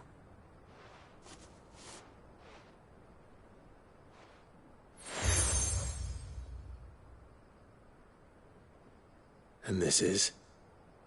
A token of our lasting gratitude. But I'm of a mind to make you a far grander gift. Designs for a certain sword have been passed down from chief to chief for generations. Now hold on, Zoltan. There's a reason no one's made that blade in centuries. There's not been a craftsman equal to the task. I'll admit your cinders make impressive steel, and I've learned to own an edge Odin will be proud of. But the engravings on that thing are enough to make a jeweler cry. And they're not just for show, either. Have you forgotten what brought you back to Dravozd in the first place? A certain ring? I knew I'd never surpass you with the hammer and tongs. So I turned my hand to a different kind of metalwork. Between the two of us, I'd say we're the equal of any master craftsman ever to have graced a forge.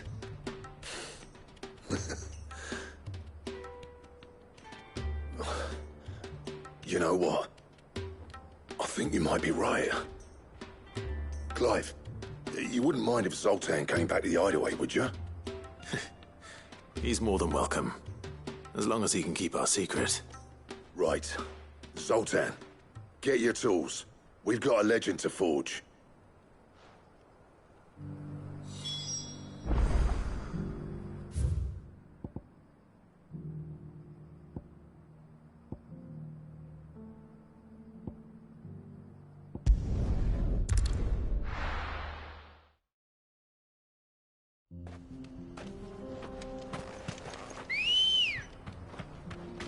Come on.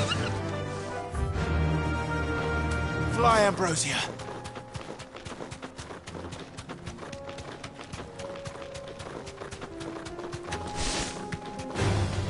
All right.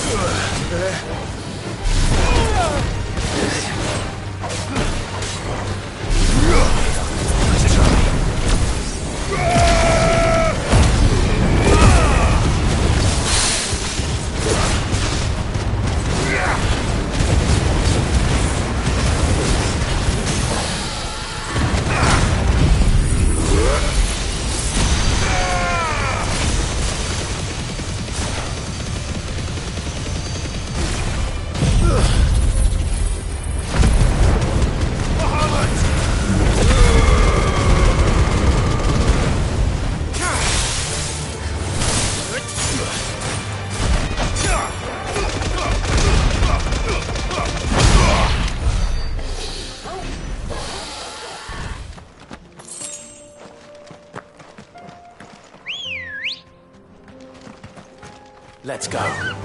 Faster!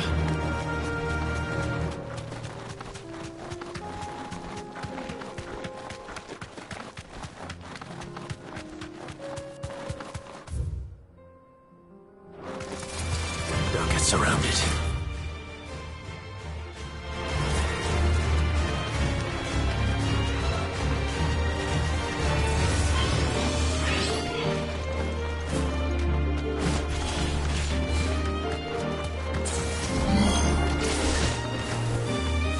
Safe. So good.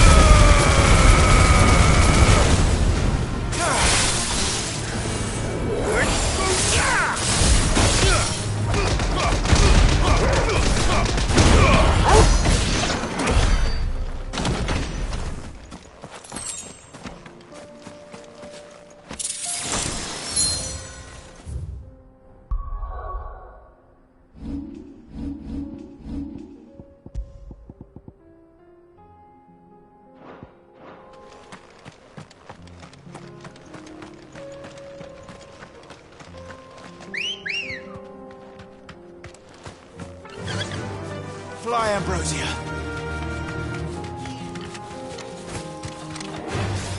This might take a while.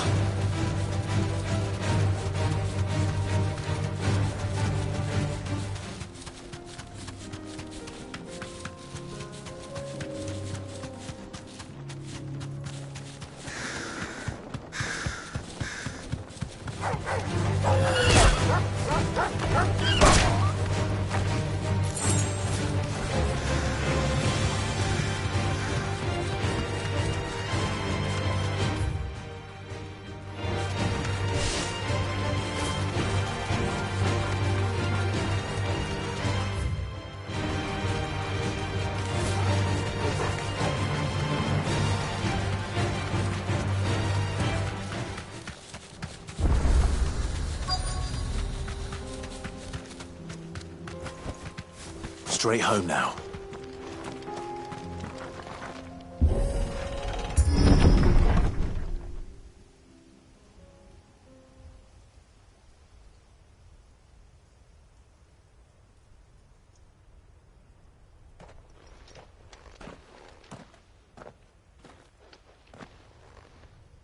Oh no.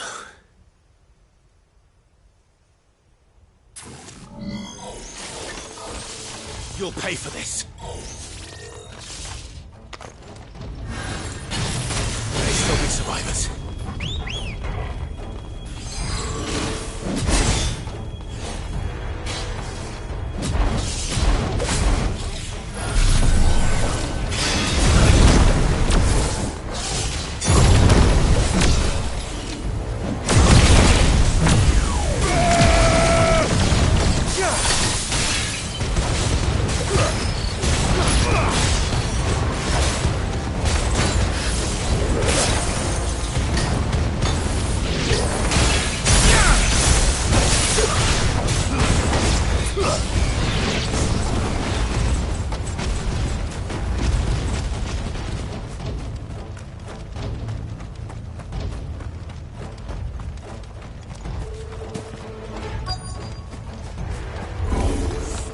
Whatever that thing is, say it's their leader.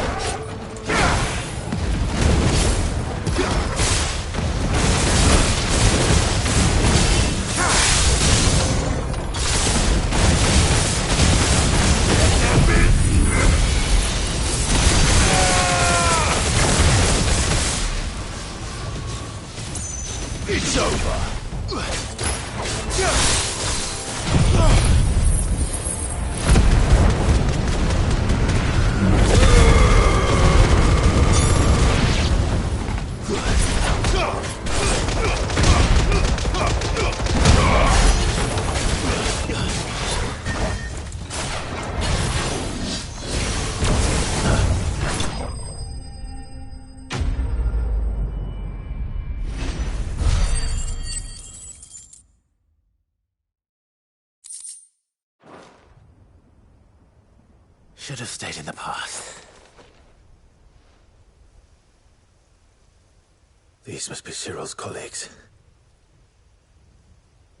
You have our thanks, stranger. Who are you? Ah, forgive me, my lord. I did not recognize you. You are Lord Rosfield, are you not? We are archaeologians, tasked with surveying this site. When the echoes appeared, our brothers here occupied their attentions. Thanks to them, and to you, we were, for a mercy, able to see our duty to its conclusion. You call that a mercy? Your brothers might still be alive if you put their safety before your duty. Surely this survey wasn't worth dying for. We are charged with uncovering Ultima's origins. A duty of the highest import, as I'm sure you will agree. And you think your dead brothers would agree with you too? I know they would. They gave their lives for the cause, an honor to which all Undying aspire. Now, to what do we owe the honor of your presence, Lord Marquis? Cyril told me of your work here, and I agreed to collect your findings in his stead. I see. That is most kind. Pray, take them then, with our humble thanks. May the Firebird's flame burn ever in your heart, as it does in ours.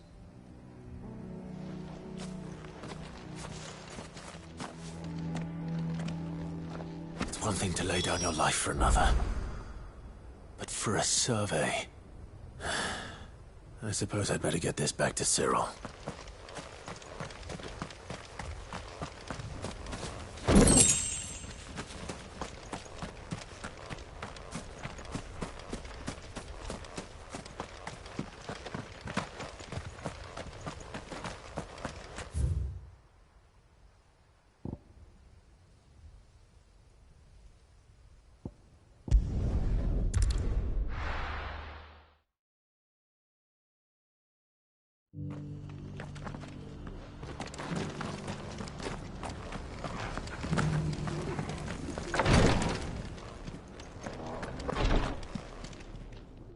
Ah, you are returned, my lord.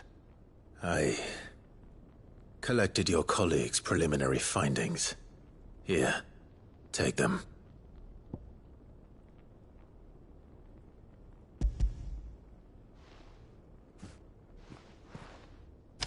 My thanks.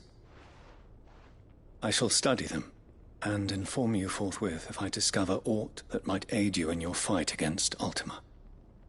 Cyril, your survey party suffered several losses in Kretov.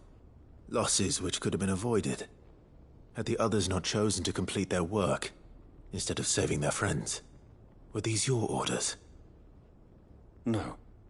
This was their choice. Every Undying devotes his life to the service of the Phoenix. It is our sole duty, and should we die in discharging it, so be it. Even when death is avoidable. My lord, I fear that this is not a point over which it would be fruitful to argue. The Undying have served the Phoenix for countless generations, and your opinion of our methods, however earnest, is not like to change them. We live to serve the Phoenix. Our very order exists for that purpose, and that purpose alone. Cyril, I know that you and your brethren answer only to Joshua, but allow me to offer you a word of advice. It does not further the cause of the Phoenix to have his loyal followers surrender their lives without good reason. Provide your survey parties with an escort, that they might live to do their duty for years to come. Think not only of how you can serve the Phoenix, but how Joshua would want you to serve him. Please. For all our sakes. I thank you for your advice, my lord. If you will permit me to respond, our faith in his grace, Joshua Rosfield, is absolute, and we of the Undying will do what we believe is right to fulfill our duty unto him. As first shield to the Phoenix, I am sure you understand what it means to do one's duty. I do. Then we are of the same mind. And it is my hope that we may continue to do our duty together.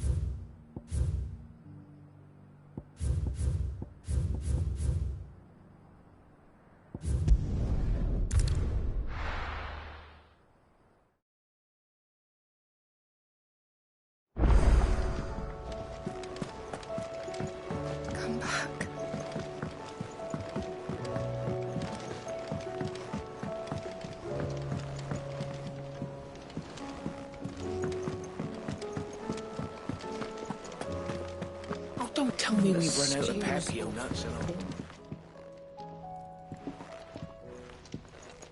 all. The man himself.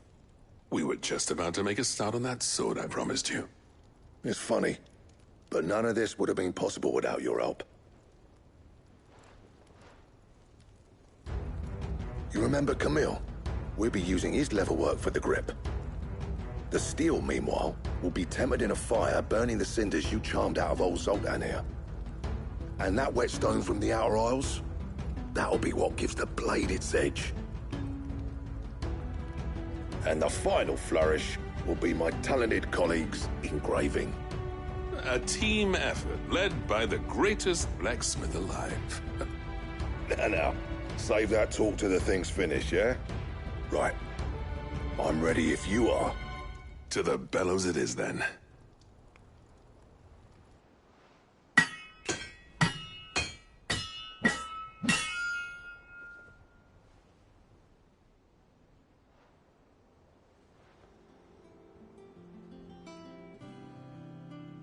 Well, bugger me. We actually did it.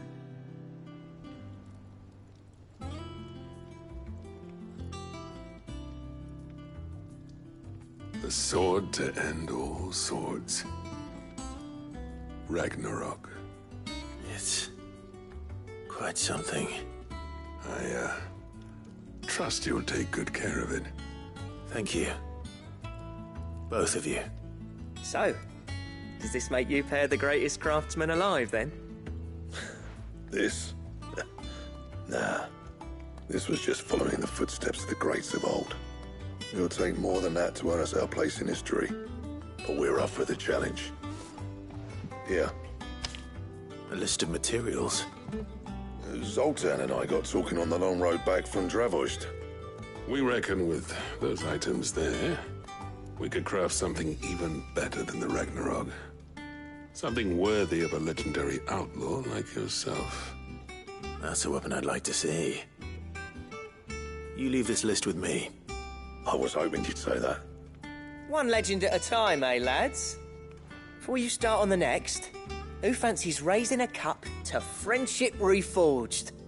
Good idea. No more drinking to forget my past. It's about time I had something to celebrate. Then tap the kegs! Vulcan's boys are on their way!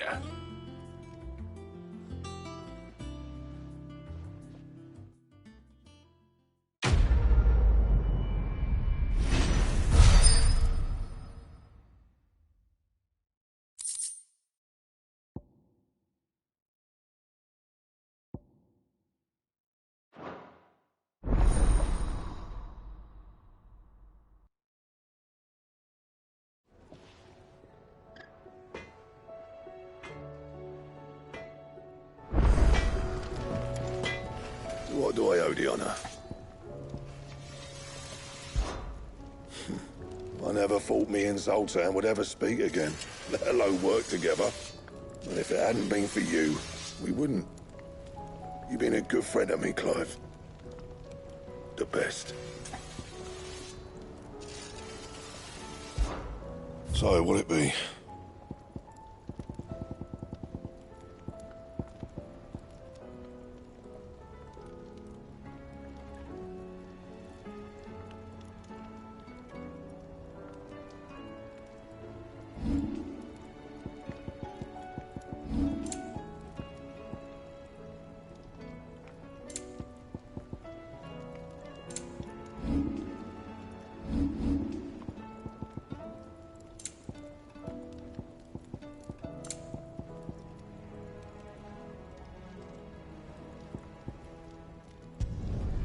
My best work, but it'll do.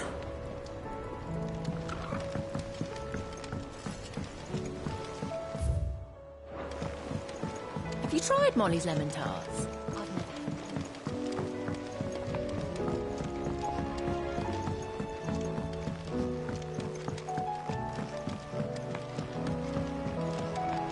Canva lost. It can't be true. Miss, can we read Miss Editor's story for our lesson tomorrow?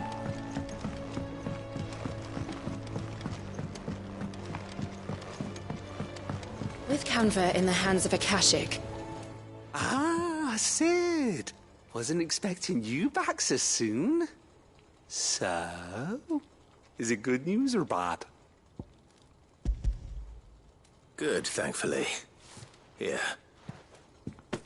Ah, that's brilliant! Thanks a blimmin' million! I'll fit 'em to the smelter right away!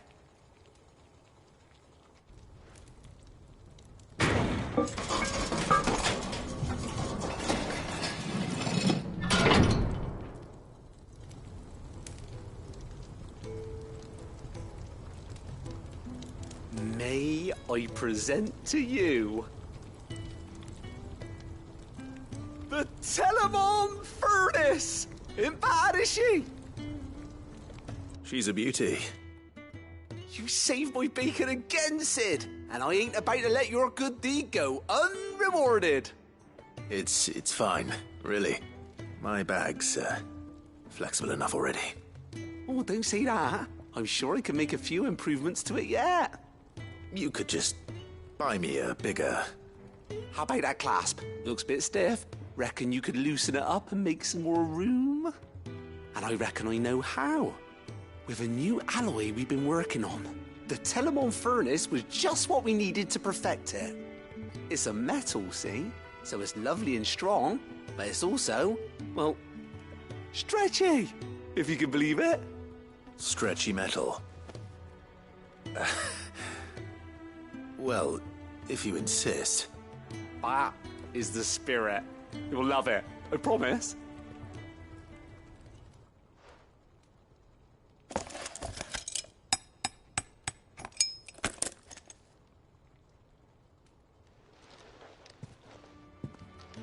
So, what do you reckon? It's actually quite ingenious. Thank you, Owain. Shh, don't mention it. You earned it.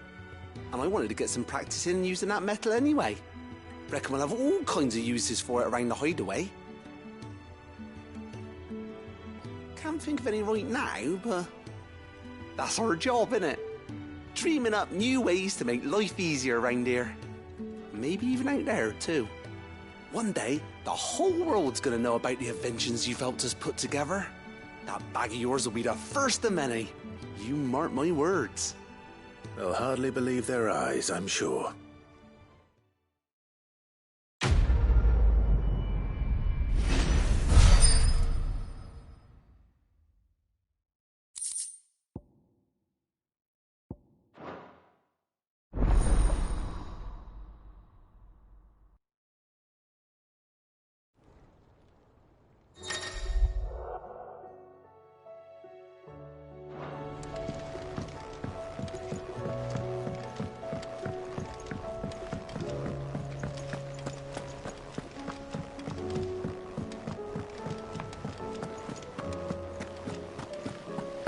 Then again, why settle?